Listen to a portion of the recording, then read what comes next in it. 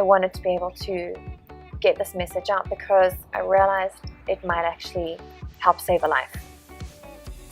And the reason I say this is it might sound dramatic, but if I hadn't taken certain steps during my patient journey, I might not be sitting in this chair today.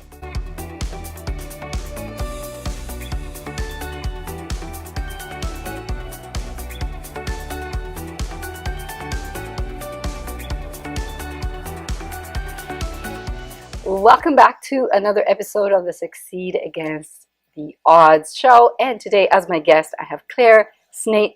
I can't say this right. Okay, you're going to tell our audience. It's all good. It's all good. Claire Snyman. Snyman. And I even tried to practice this. So terrible name. I apologize.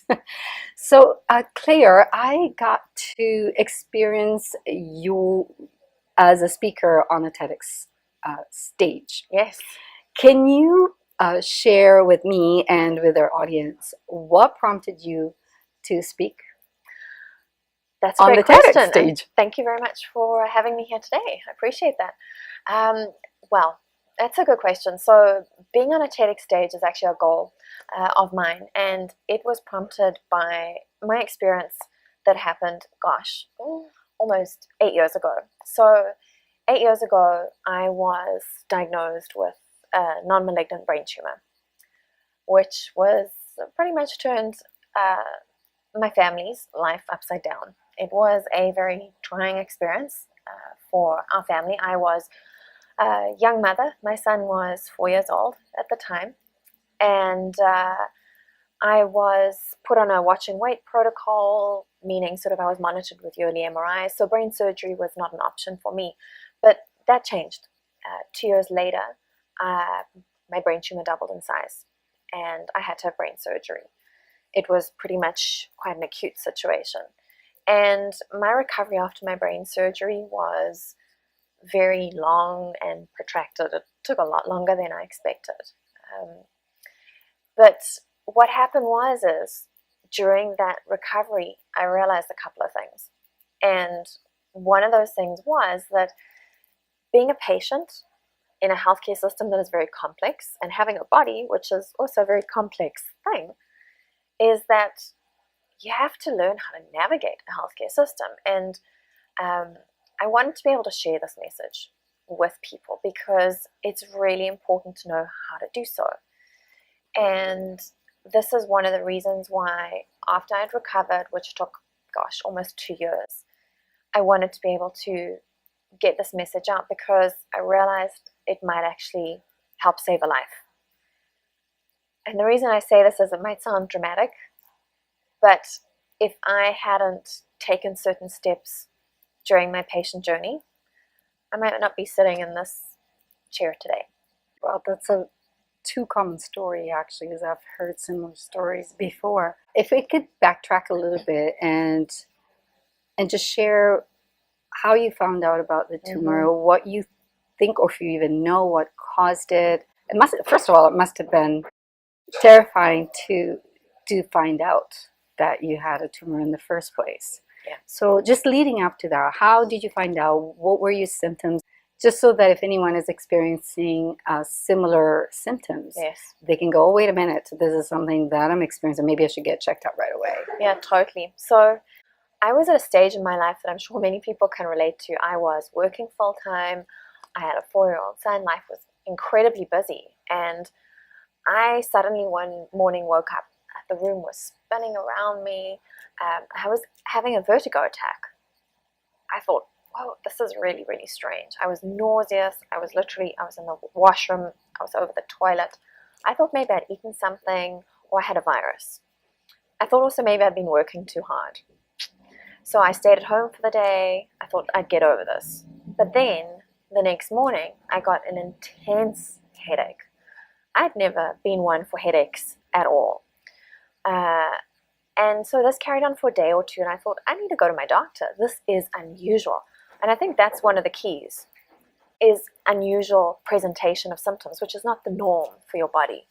And so I went to my doctor, and she said to me, this is not a normal thing for your body. So let's send you, I think maybe this might be a meningitis, a viral meningitis. So she sent me to the emergency room to get checked out.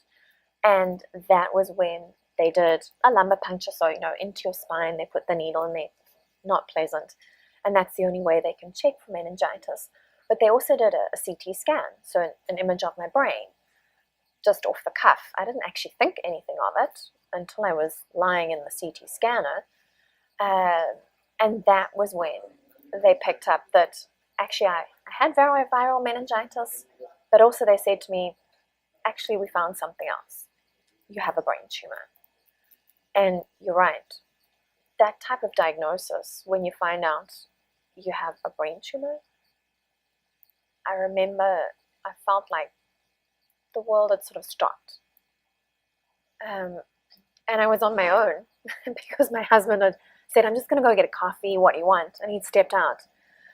And so it was just me and the doctor who told me very matter-of-factly, oh, you got viral meningitis, and you've got this brain tumor. It's not malignant, but, and the neurosurgeon will come and talk to you, and he left me. So it was quite terrifying. And you had a child at 4, you said. He was 4 years old. He was 4. And I remember getting home that night. My husband, brought me home from the emergency room. I had very little information on what it was all about. I was told, I'd have a follow-up appointment with the neurosurgeon again. They told me I didn't need surgery. I'd have an MRI every year just to monitor it. But I was terrified because I went in and looked at my little son, and they're lying in bed, and you can see them in bed, and their little chest is moving up and down, and my heart was literally breaking inside. And I remember the tears just pouring down my face. But to be honest, that moment there, and I can still feel it in my body, was probably so important in moving me from feeling, I still felt desperate a lot of the time, but it was one of the key things that moved me to go, I'm going to make sure I know what's going on. I'm going to push forward through this because I want to be there to watch my son go to school. I want to be around because I have a 4-year-old son. And that made a big difference to me, is being a mom and being a wife. I wanted to grow old with my husband. So that's where my journey began. And then you said they did not do surgery right away because they couldn't or because they wouldn't? What was the reason they wouldn't remove it? It's a risk-benefit situation, really, because going into the brain is a very delicate and risky operation. So it was a sense of, right now, it doesn't make sense for us to go in. That's why we're going to monitor you. If things change, we'll then go in. So that was the risk-benefit for me. Because it was not malignant, so they didn't think it was would be not life-threatening at that stage. They were going to sit back and watch. If things changed, then they would change the game. And then a year later? It was 2 years later. 2 years? 2 years later, after my diagnosis, I got acutely ill. And by that, I had another vertigo attack, really quite severe. And then I developed an intense migraine, which would not resolve to any of my normal medications.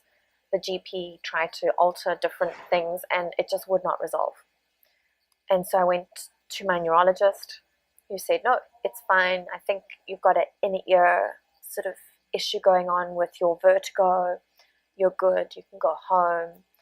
And then when my migraine wouldn't resolve, my GP sent me to the ER. She said, I think you need a CT scan. We need to see what's going on. But they said to me as well, they said, no, we think you're fine. We'll give you some IV medications for your migraine. You don't need a CT scan. You're good to go home again. And when I got home, my husband was like, why did you not have a CT scan? We need to check what's going on with your tumor. And we went back to my GP because by now I was getting other symptoms. I was getting a bit confused.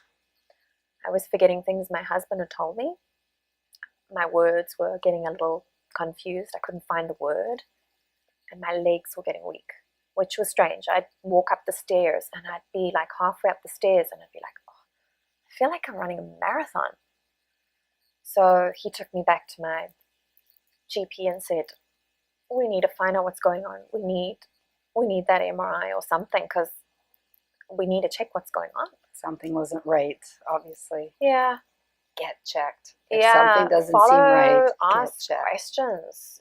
Ask again, because you know your body, what's going on inside. And for me, I knew something didn't feel right. And my husband has always been asking questions from the get-go.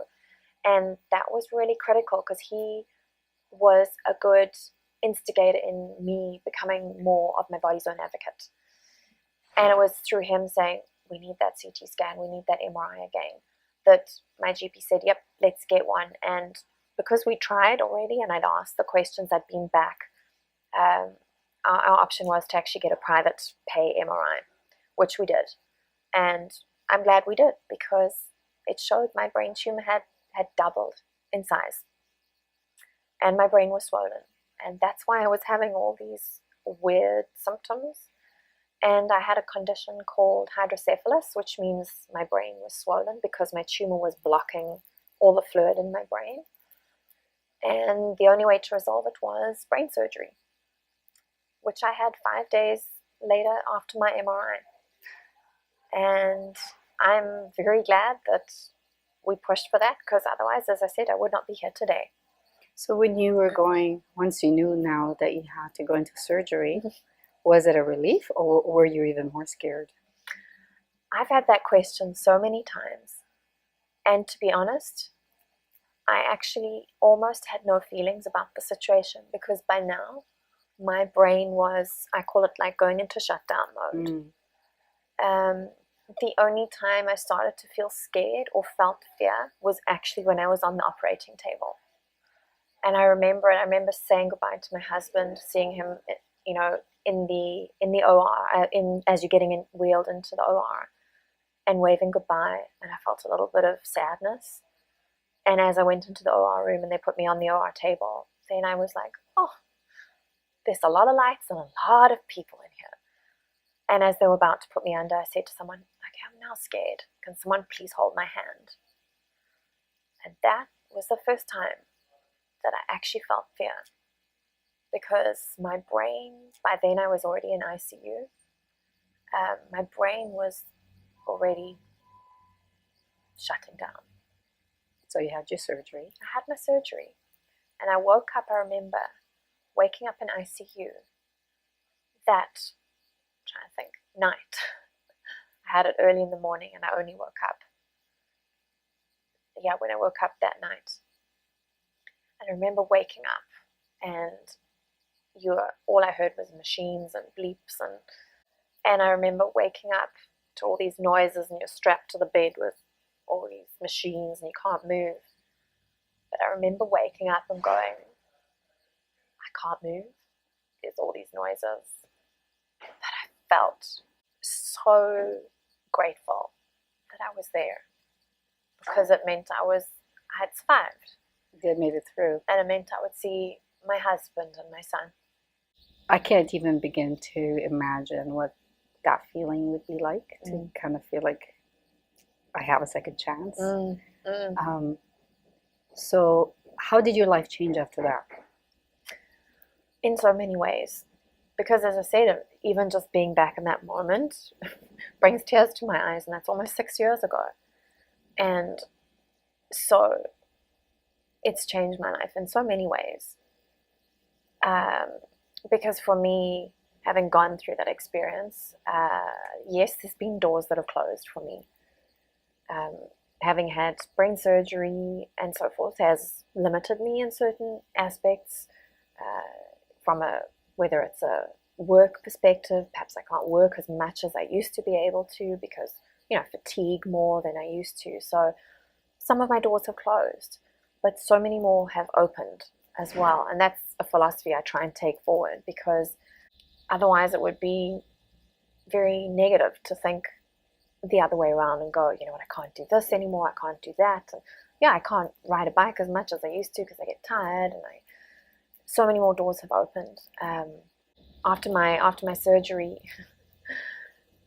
one thing I didn't realize was, my first question to my neurosurgeon was, okay, so when can I go back to work?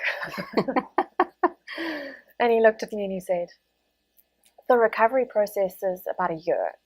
And Wow. I said to him, what? I was expecting a couple of months.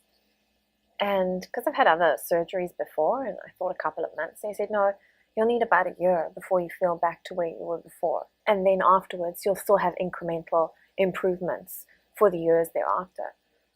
And that really hit me like a ton of bricks. And he was right. He was absolutely right. It took me a year and then another 6 months afterwards to get back to sort of where I was before. But during that year after my recovery, I learned a few things. And one of them was that I had a lot of feelings inside that I didn't realize I would have. And I think some people don't realize that when you have a significant trauma to your body or your brain, that there can be joy because you've survived and gratitude, but there can be anger, there can be frustration, there can be even some sadness and depression inside. There will be grief because it is and part grief, of your that's a great life. word. It's part of your life. You had your life set. You were doing your own thing, and now something came along that took that away from you and interrupted your life, literally. Totally. And that would be, to me, that would bring grief because it's a time of your life. Yeah. There's part of it that's been stolen. At the same time, as you said, it brings new opportunities when we have to stop doing things that we like to do or that we're doing. Sometimes it forces us, but we always have that choice. We always have the power of making that decision because you chose not to. Like you said, you could have looked at it all in the negative way, but you made the decision. Yeah. Because ultimately that's what it boils down to. Yeah. And and I think where that learning came for me was I started to journal and write all my frustrations down because I think it was about 3 months. I mean, my body was and my brain was so shot, if I can put it that way, that I could barely walk. Sort of, I tried to walk every day, literally down the road. I could walk for like 2 minutes one way and 2 minutes, and that would be it. And then I'd have to go to bed. I was sleeping almost 16 out of 24 hours a day because your brain, the only way it can recover is when it's asleep. I'd walk from one room to the other and I wouldn't remember why I'd done that.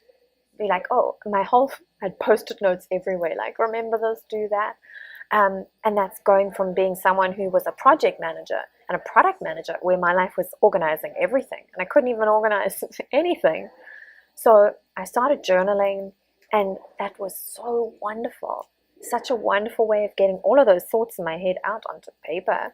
I mean, my husband was so supportive, but I couldn't, to burden him at the end of the day on how, man, this was so hard and everything when he knew it was hard. But to be able to do that to somebody who wasn't, it was just a blank canvas was wonderful. But it was interesting. A friend of mine said to me about 6 months after my surgery, I'd get a little bit better and then I'd hit a brick wall and I'd fall down again and have to start again. She said to me, you take so much care and you see, your neurosurgeon, your neurologist, your GP. She said, have you seen a psychologist? So I said, no. She said, I think you need to go and see someone. This is so hard on you mentally that I think you should maybe think about that. And I thought, that's a really good suggestion. So I got a good recommendation from a friend, and that's exactly what I did. And that by far was probably the best thing I ever did in my recovery. Because the mind is in control of everything else, pretty much how we feel. So we can change that. Yeah. And your friend is so good of your friend to suggest that. So good. And you've been going, it wasn't just physical, the emotional trauma of the whole situation. Yes. Of course, that's where you would need the most support. So after the surgery, you said you had difficulty walking. Did you have difficulty in any, because I know some people have to relearn to speak and relearn to eat and the motor skills, but you could write, so you were kind of on the lighter side. Yes. Yeah. I had some medication issues. I had short-term memory loss, long-term memory loss. And I would say those were probably the issues that I had. afterwards. So those were the challenges that I faced immediately thereafter. So yeah, I was lucky that I got off on a lighter scale for sure. So I didn't have any major rehab. I had also some vestibular issues, and what I mean by that is balance, which I still have today, that I have modulate with medication and so forth. So for me, it was balance, it was memory, and there were, given the location of my tumor, makes a lot of sense. So Well, memory loss can be very frustrating. If we can get frustrated over not finding the keys, when you misplace your keys and just go, where did I put my keys? I misplaced a lot of things. Yes, well, I would imagine it would be. Did you realize you were forgetting things, or were you even not aware that you were forgetting things? Both. Most of the time I was completely aware I was forgetting things, but then sometimes my husband would be sort of pointing it out, like, are you sure you didn't do this or did do this, or I just told you that. But yeah, he was mindful of the fact not to emphasize it too much. But yes, I was called Dory. You know, Dory from Finding Nemo goes round and round. Yes, so yes, I have been called Dory before. Well, we love Dory, yes, so there's nothing wrong with that. I know, totally. But yeah, short-term memory loss is quite a prevalent thing sometimes after brain surgery, just because of the impact and the trauma to the brain after surgery. But yes, I mean, one of the things, as we were talking about earlier, seeing a psychologist, and that was one of the things for me, is I actually had post-traumatic stress after my surgery, which I never realized I had. And by seeing a psychologist, that was one of the key things that we could work on together, by doing meditation, counseling sessions, and so forth. And that was phenomenal for me, because that allowed me to then really start focusing more on the positive aspects and how I could take one step forward each day and focus on the smaller areas and breathing in the small things and working on finding those doors that I could open instead of the doors that were closed. And that made a huge difference. That really did. So I'm a huge believer in looking for ways to support the mind and to support the body. I think that's a holistic approach that's integral, especially when you are dealing with brain surgery. But I believe any health condition, you need to look at the mind and the body together. Absolutely. Yeah. And so what are you up to now? Good question. So some of the doors that have opened for me, so one of the things I did after my recovery, I wrote a book, 2 Steps Forward, Embracing Life with a Brain Tumor. And I've been very passionate about finding ways to support the relationship between patients and healthcare professionals. So I have co-authored a scientific study between neurosurgeons and patients at Johns Hopkins University in the US. And it was based on the brain tumor that I had. And it was really all about looking at the quality of life in patients such as myself.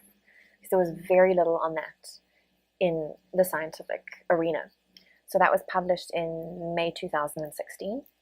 And I've already initiated another one of a similar nature, but looking at the most deadliest form of brain cancer, which is glioblastoma. And I'm working on that with the Mayo Clinic in Florida.